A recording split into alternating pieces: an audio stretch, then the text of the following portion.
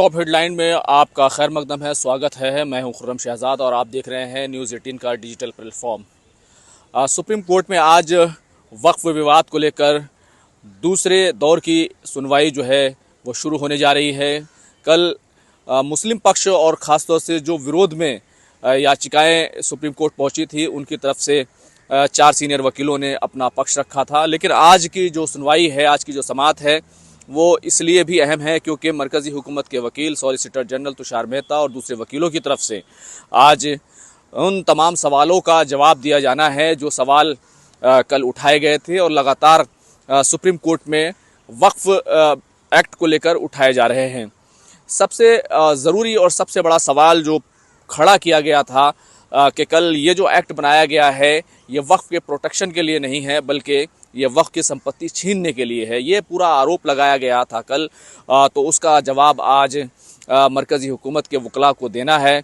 इसी के साथ साथ इस सवाल का भी जवाब देना है कि वक्फ बाय यूज़र के सिलसिले में जिस तरीके से कलेक्टर को अधिकार दिया गया, उसको इख्तियार दिया गया कि मामले की जांच करे। अगर कोई भी विवाद या कोई भी ऑब्जेक्शन होता है, लिटिगेशन खड़ा होता है, तो फिर उसकी जांच करें। लेकिन जैसे ही ये जांच शुरू होती है फ़ौरन ही वक्फ का स्टेटस ख़त्म हो जाता है। और इसी सिलसिले में संभल की जामा मस्जिद का सवाल आया था, प्लेसेस ऑफ वर्शिप एक्ट के प्रोटेक्शन का सवाल आया था और इसी सिलसिले में एक सवाल ये भी आया था कि अगर वक्फ संपत्ति रजिस्टर्ड नहीं है और उस पर विवाद खड़ा होता है तो फिर कोर्ट जाने का भी आपको अधिकार और इख्तियार जो है वो नहीं हासिल होगा, ये हक़ आपको हासिल नहीं होगा।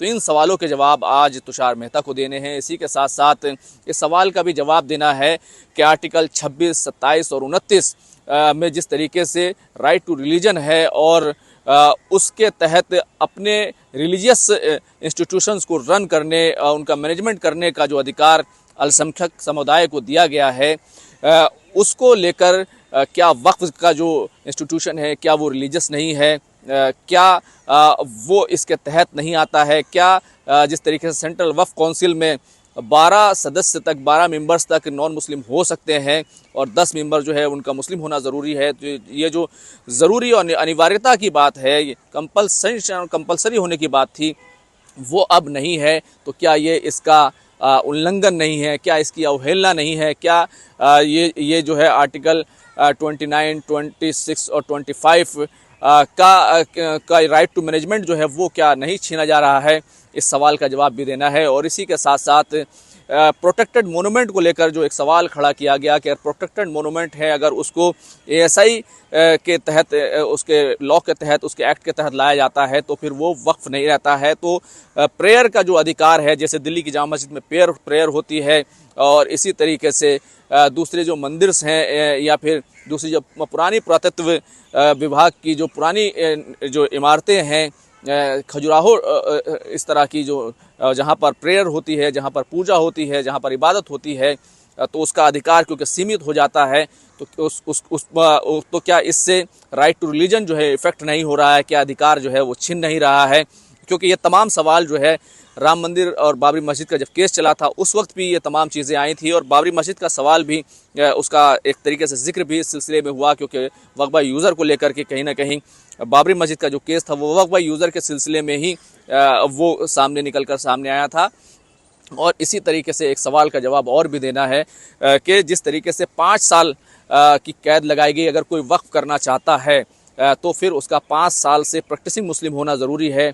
इसको क्यों ज़रूरी किया गया? क्या ये दूसरे मज़हब में जो दूसरे जो धर्म हैं उनके जो एंडोनमेंट हैं उनके लिए इस तरह की कोई शर्त नहीं है? तो क्या ये भेदभाव नहीं है? क्या ये अधिकारों का छीना जाना नहीं है?